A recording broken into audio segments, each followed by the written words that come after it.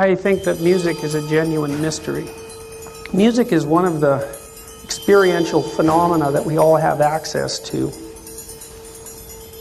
It's like looking into the night sky. So it's transcendental and universal at the same time.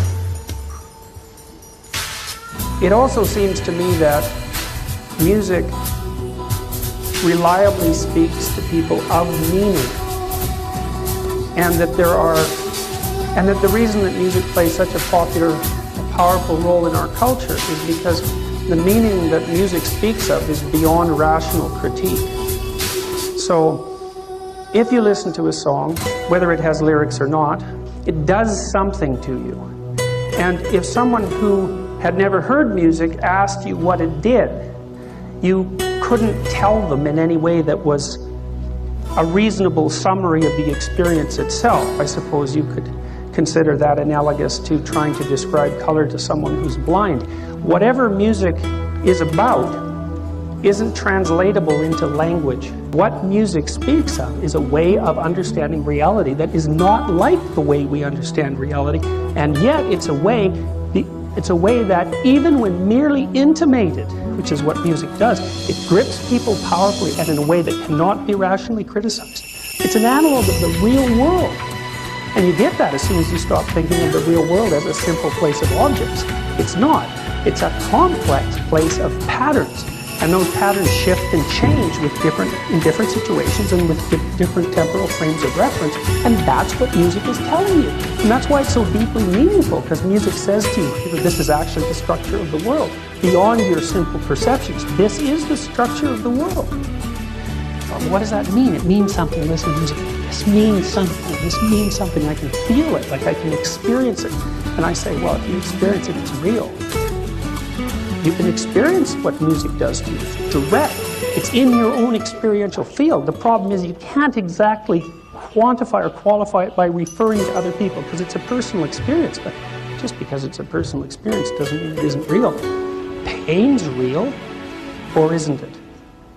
We have an idea in our culture that it's what we know that saves us, in a way, that keeps us able to cope with all of the pressures of being alive. And that's true, What we know is very, very useful, but it's not useful enough, because no matter how much you know, there are certain problems that you still have, and they're eternal problems. And you kind of know that, because when you're really interested in something and it grips you, you know you're right on the edge of where all the information is coming, right? That's what makes it exciting. You know something, but you're on the trail of something you don't know, and that really grips you. And it should grip you, because that's where you're getting all the new information. And I think what music does, as far as I'm concerned, is it speaks to us about what we don't know. It says, look, there's outside of our presuppositions, there's this domain that is constantly patterned and informative and meaningful. And if you're open to it in the appropriate way, which is to pay attention to the limitations of your knowledge and to watch what you're doing in more than a merely intellectual sense, that this unknown patterned expanse is richly informative and sustaining.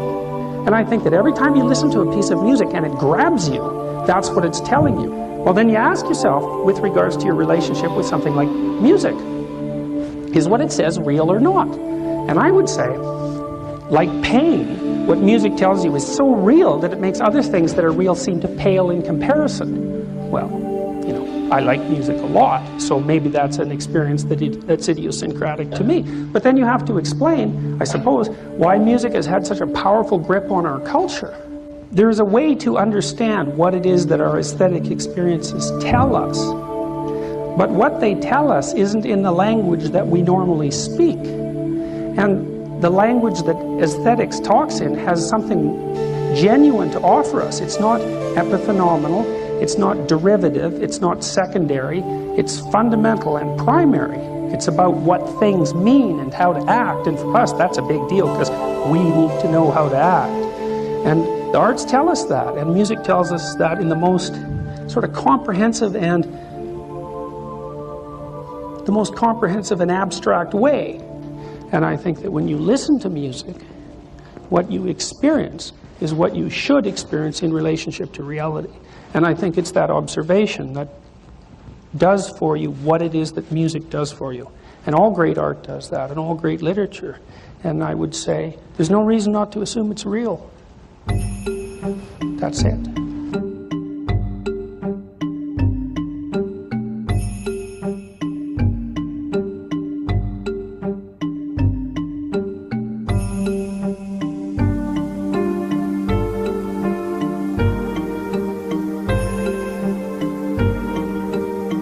Recently, we discovered string theory. And string theory exists in 10 and 11-dimensional hyperspace. Not only that, but these dimensions are they're supersymmetric.